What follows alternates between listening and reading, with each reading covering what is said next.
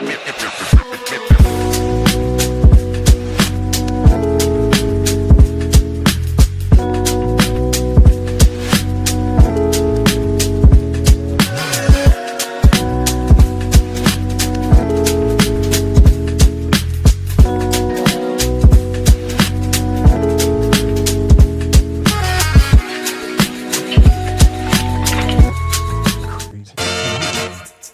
just saw it. I did that 5 hours ago. Oh my God.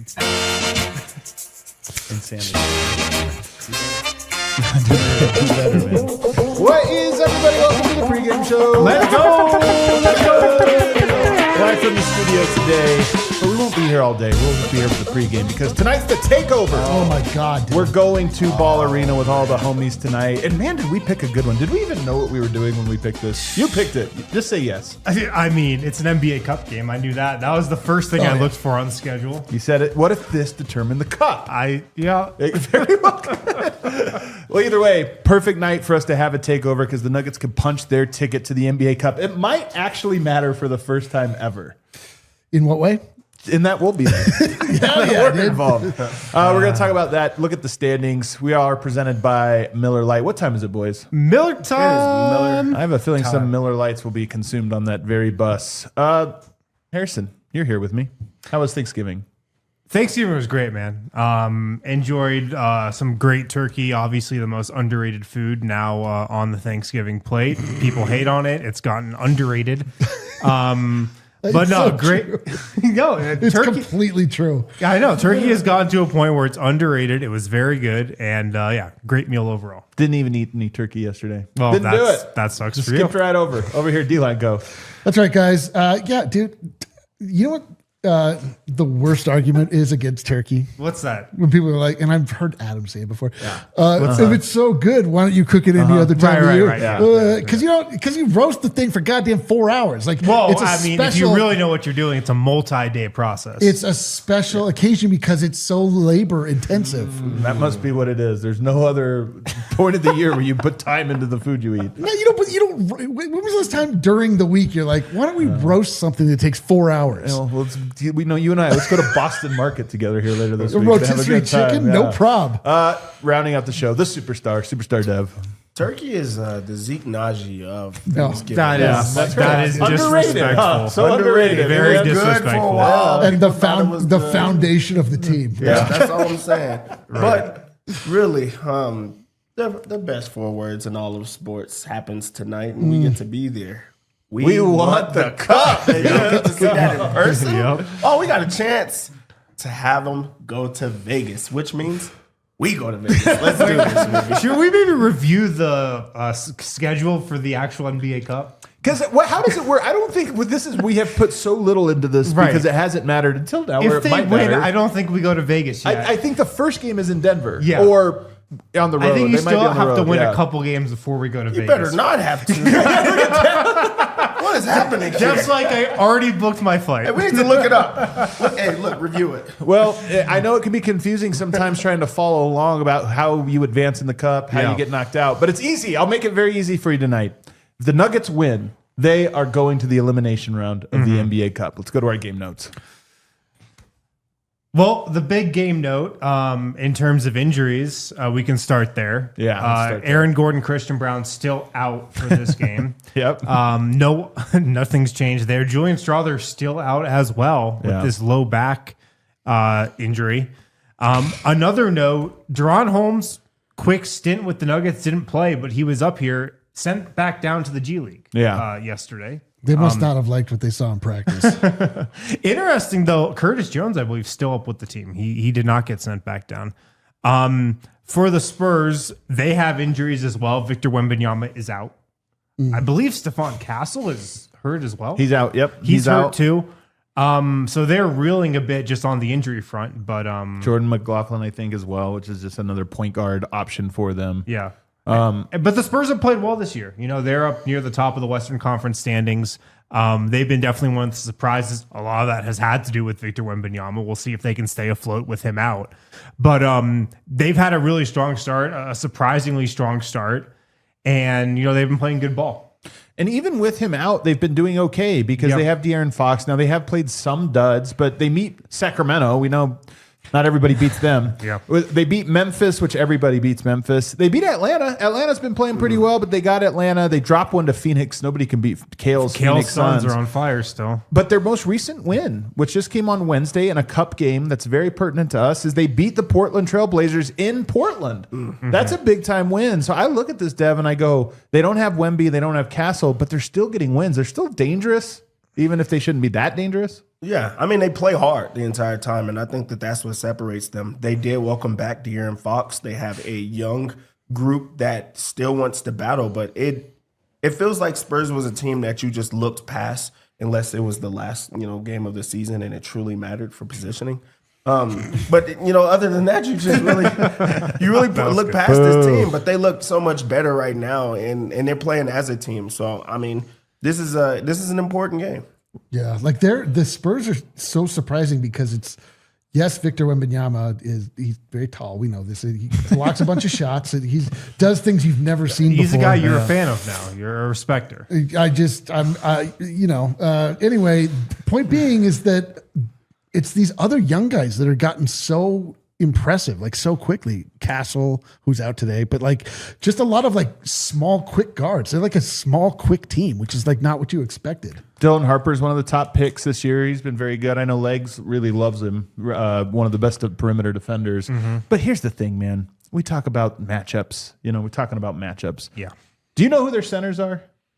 Man. Do you know? That's a good question. Luke Cornett and Kelly Olynyk. Now, Olynyk has been a bit of a nugget killer, but they are going to play undersized, like perimeter pick and pop, stretch you out, and that's part of what makes them good is they're able to do that. But this trade-off is those are the guys that are going to be guarding Jokic tonight. Right. Jokic. Will they try to make Jokic a scorer? That's an interesting storyline to follow. If they want to or not, he's probably going to be a scorer in this game. If he's aggressive. Well, I honestly think the thing they were probably going to do is double team and try to keep the ball out of his hands, get the ball popping, which means the others have to step up. But Jokic can put so much pressure on this defense tonight. And I hope it's not one of those things, they're doubling me, I'm just going to pass. Like, no, press that double. Make them double as hard as they possibly can. Get offensive rebounds. We need an aggressive Jokic tonight. And, Jokic, very generous, I think, Dev. And sometimes a game is just a game. This is a lot of money on the line tonight. And it's a lot of money for some of the guys on the team that aren't making a ton. And part of me is like, you know what, Jokic, you can go make $500,000 for your teammates tonight. $500,000 for a guy that's in the G League for more than half of the year. Yeah. That's big. And then also maybe there's something that they, do for coaches or something like that. But that's a lot of money for the incentive of go out there and play, which you're already doing anyway. So I do think that is something that they think about, although I'm sure people look at that like, that's not a lot of money. That's a lot of money. I know. And we've actually heard players on the team talk about it. Yep. So like that goes a long way. So I think that this is an opportunity for them to say, we're already here. They're counted out. Might as well go through and do it. And if you win, this tournament, that gives Jokic another MVP. Let's get an in-cup MVP. Does that count for 0.5 after MVPs? The year? Just do it all. 0.25 MVPs. Here's what I'll say. Here's what I'll say about the cup and why I do but don't want the cup is that every year in the 2 years that it's happened, the team that went for it had a precipitous fall off immediately afterwards because they that is true. Expended a lot of energy. Yeah. Something else to watch for tonight. I know Zeke Naji has been the penciled in starter at the 4. The Spurs have a pretty Spencer Jones or Spencer Jones. Do they stick with that starting lineup? The Spurs have a pretty small team compared to the Grizzlies. Yeah. So that would be interesting. Maybe you start Tim Hardaway Jr. or Brucey or B. Bruce maybe. Bruce will be the guy. Brucey B. And then you move P. Watt to the 4. That's very interesting. One I hadn't thought of it, but you're absolutely right. Let's move on to our next topic because it's kind of a big one. So we'll go there a little bit early. But I'm joking about the cup and how it hasn't mattered and hasn't picked up relevancy. But I have a theory I put out, and this is not just the Nuggets theory. I put this out before the Spurs beat the Blazers to give Denver a chance. I wonder if this is the year it starts to become relevant from a narrative standpoint. And I don't mean narrative for individual season. I mean narrative for I always went back to the first Super Bowl. You remember it was the Chiefs Packers, I believe. Yep. And it was like a joke because the NFL way better than the AFL. I was like, I don't know about this, whatever. In the defense of people that said it was a joke, not a great name if you think about it. Super Bowl? Super Bowl. Yeah, I mean, like You don't think the Super Bowl's a good name? It's kind of just a weird name. we're used to the word. Why Like it's called a bowl championship. is very strange. Like, did they get that from college football? Is it because of the? Were there bowls back? But I mean, why are they bowls? Like, is it because you win a bowl? Kale, can we, Do you win can we get DNVR stats and research Yeah. on this? You win a cup, you win a bowl, like something to hold gravy in. Why is it called the Super Bowl? I love that this Or is it? great, Or is yeah. it the Well, shape of the we went on arena a is kind of tangent a bowl? here, but here's what I really wanted to say is right now, everybody has the banner, and it's like kind of weird that Milwaukee has a banner up. I think every arena that gets one should hang a banner that has space for like little stars or cups or something so it's not like you hang one every time, but that you just add to it. That's what it is. They're going to add little things to it, little totems to it. Well, I think or the year. The year. Oh yeah, exactly. Like a high school when you Yes. won Yeah, like a state, high school you banner, won conference. yeah. What do you have here first, Kel? Bowls, so championship games are called bowls because they used to be played in stadiums that were referred to as bowls because of the shape. Right. The term Super Bowl, the year that it was founded, there was a toy called the Super Ball. That was the most popular toy in the country. So and so embarrassing. Lamar Hunt named Super Bowl after the toy to try and get name recognition. And That is stuff. so embarrassing. Bro, This there's is no like way. the Emirates Can people NBA hear that? Cup. Can people hear you? No. Oh, So The really, Super like Bowl was named after a popular toy. that's what I was going to at say. the So time? if they According started it to now, Kale? so the if they started it now, it would be called the K-pop Demon Championship. Yeah. Then we're gonna go to the 6-7 bowl. No, that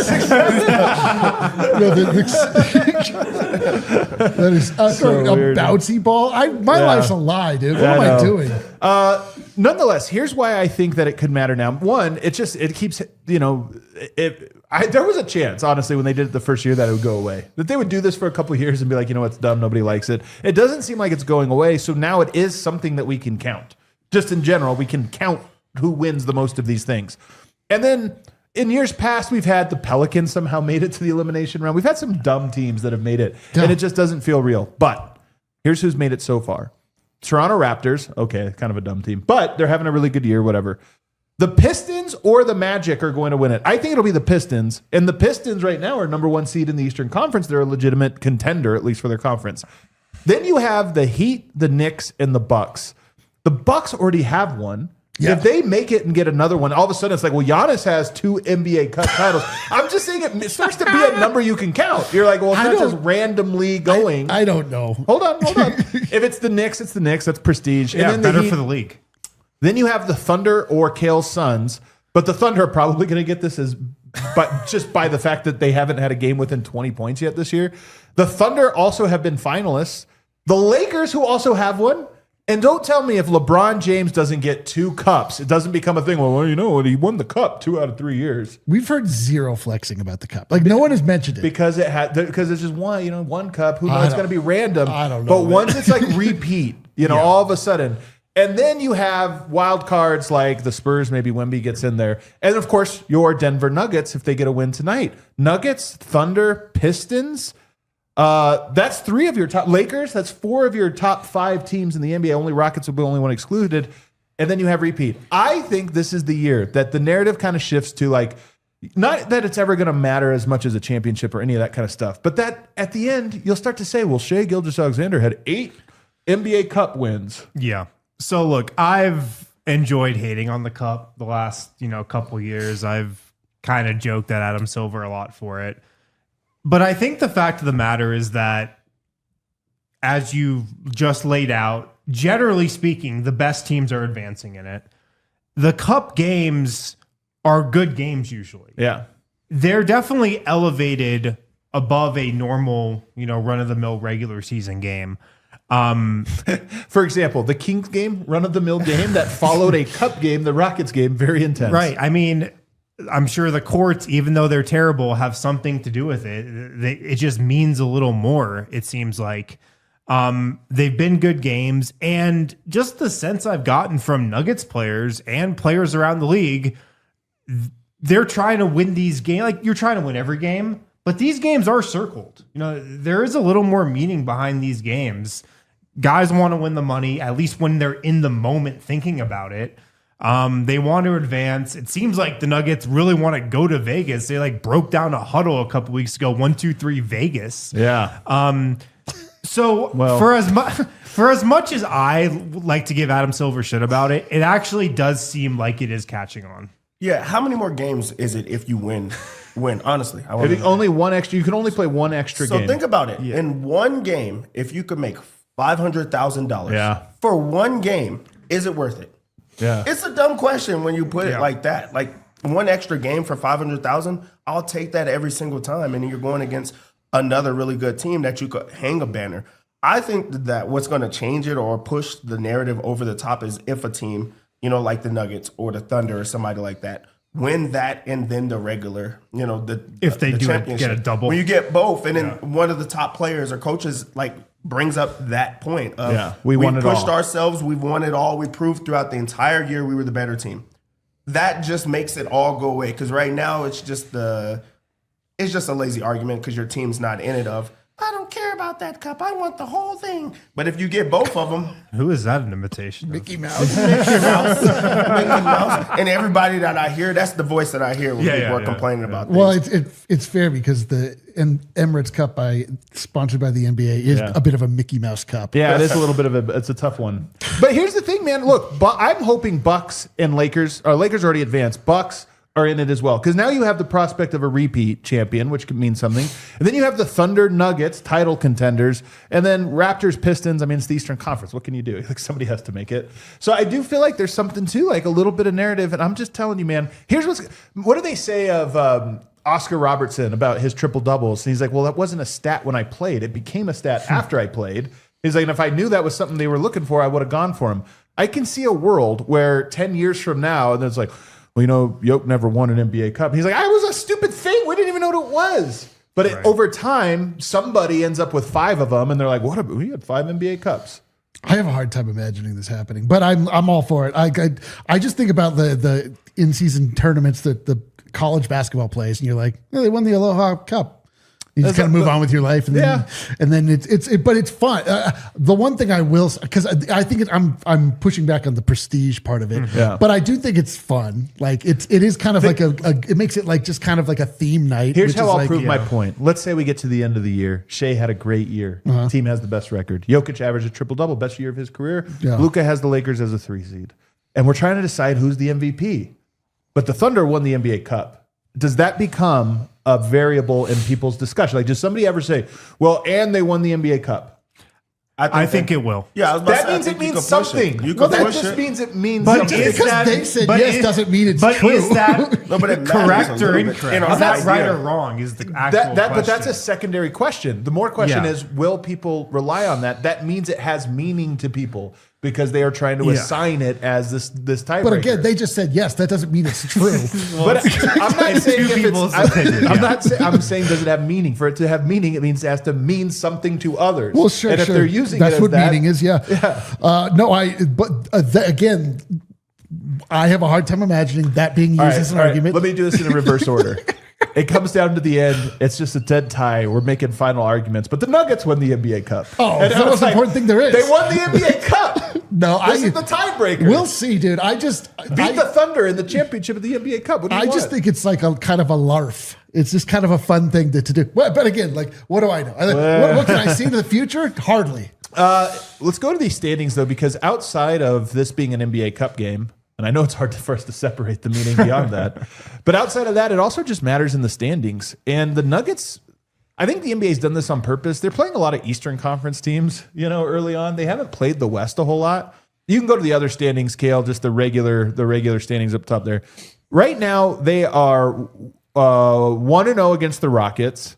They are 2-0 against the Timberwolves, 1-1 against the Warriors, 0-1 against the Blazers. Or 1-1 against the Blazers. 1-0 against the Suns. They played the Suns already? Have I forgotten this game? Oh, they beat the ever loving hell out of them. Oh, that's right. Yeah, that's right. The Phoenix Suns. You're right. But this game is the Spurs, who you happen to see are 12-5, and Denver would actually have the same number of losses in the loss column if they are to lose this game. And I still think the Spurs are going to fall at some point this season. I don't think they're going to be up there, but you never know. You never know how things unfold.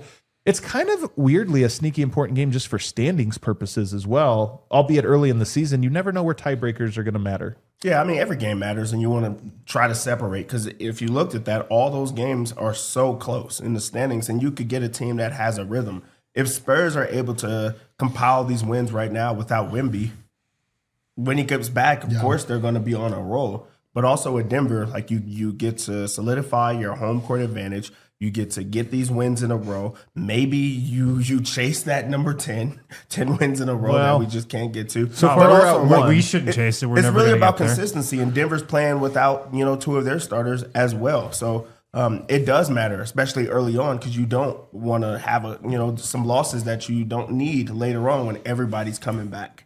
Absolutely. Yeah. No, I mean, it is big. Like any game against the Western Conference is big. There's a lot of jockeying already happening, and it's going to be a crazy race going down. Like, I mean, if, at the end, like all we'll have to do is stand on our NBA Cup victory, and we'll just have to say that we made it in. No, but I mean, truly, like, I mean, the Spurs, like, I think are going to make some noise. I'm kind of with you. I think by the end of this, like, I see the Timberwolves rising, Spurs maybe falling a little bit. I don't know. I mean, I know Kale.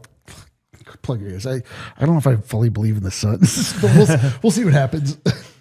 They full court press. We'll talk about the Suns a little bit tomorrow. They do some interesting stuff. But when is it? I mean, is it that crazy to think? I mean, knock on wood, I think Denver's going to pull away from them, but you never know. And sometimes these games, it's happened in the past where you come back and you're like, well, they have tiebreaker because of that game in November. And it happens to us every goddamn year. We're like, we lost to who? Like, and it matters. Yeah. I mean, if you just project out how the West could look, the Thunder definitely probably getting the 1 seed. And then, you got like the Nuggets and Rockets that could be battling over the 2 seed for most of the season.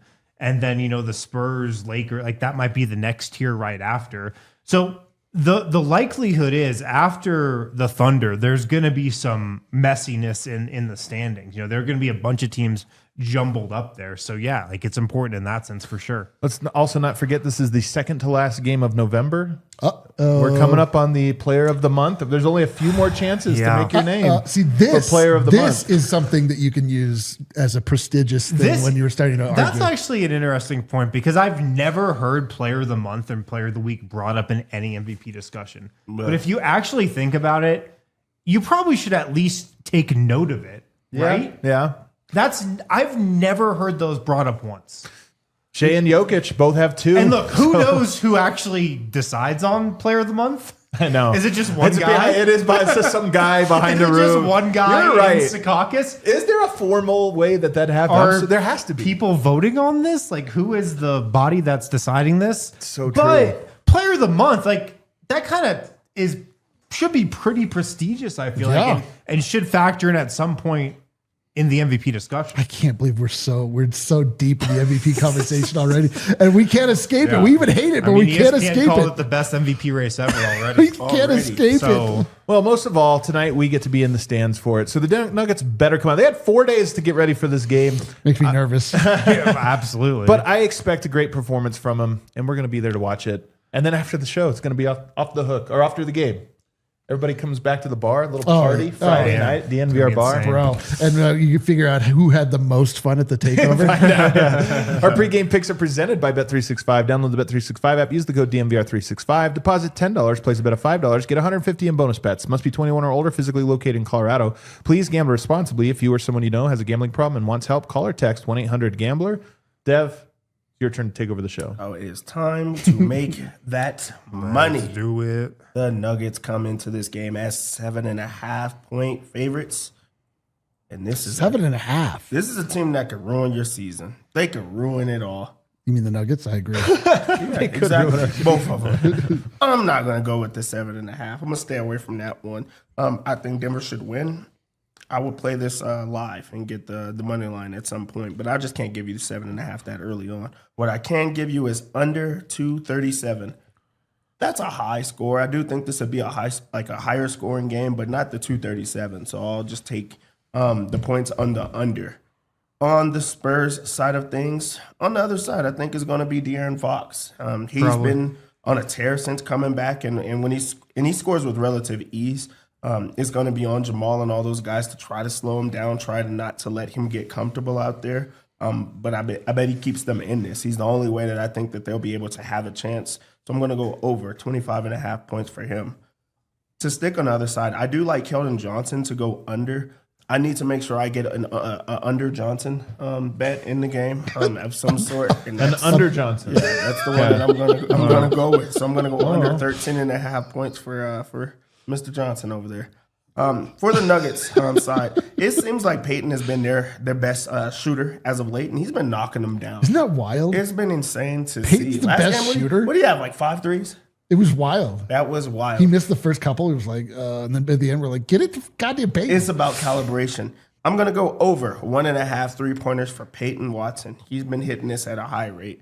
To stick there, Peyton has done it all. He's scoring. He's rebounding. He gets a couple of assists. They have his points, rebounds, and assists at 20.5. I'm going to take that over. I think that he gets it done. That's another leg that I have here. It's one that I really do feel comfortable about. So I'll go with Peyton Watson on the points, rebounds, and assists. We've seen the rise of Cam Johnson. He's looked comfortable out there. He's scoring, and it's damn good to see. I mean, I know that the Nuggets welcome it, especially without those other guys right now. So let's go over for the first time. What the hell? Over 14.5 points for Cam. This is a seminal moment for We get the to see Johnson. it in person. There's no way I could bet on the under and everybody's just staring at me at the table. I wouldn't want to see that. I already know they're going to, hey, you see what he did today. Can't do it. I'm going to go over just to make sure that we get I can't on that believe side. that you have been the biggest Johnson hater. It's crazy. I know, your brother, man. The bench needs a constant and a player that they rely on to score from that bench unit is Tim Hardaway Jr. They have his line at 10.5. I like the over here. I think that he's going to score. I think he knocks down a couple of 3-pointers. This seems like a Tim Hardaway Jr. type of game. A bet that I really like, Jokic, over. Oh, yeah, yeah.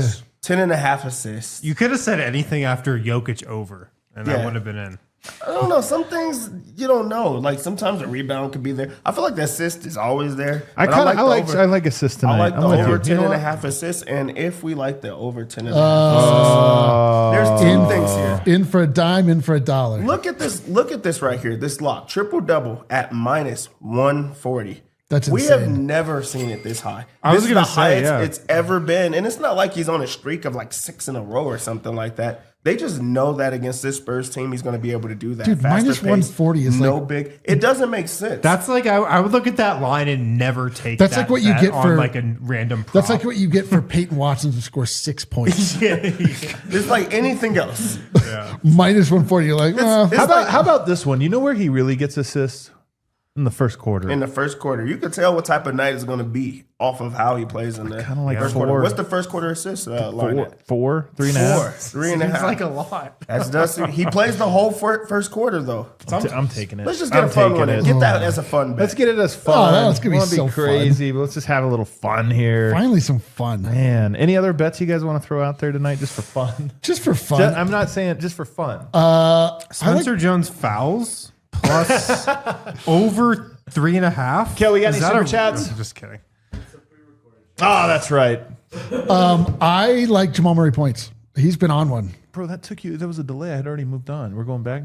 I left so much air, didn't I? I left a lot of air there for that. Well, I mean, you just asked if our pre-recorded show had super chats. all right. I'm opening the app up again. I'm opening up at this time. Which one do you like? Jamal points? Well, I was just telling the people. I wasn't telling you specifically. Well, that- we're doing this together. You like the We points. are the people. okay, I like Jamal Murray to score.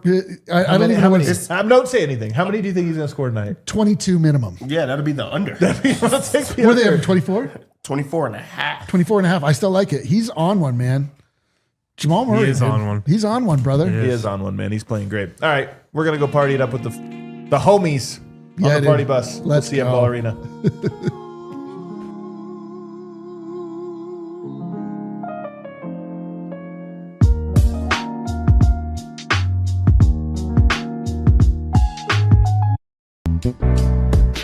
We all city like the mayor.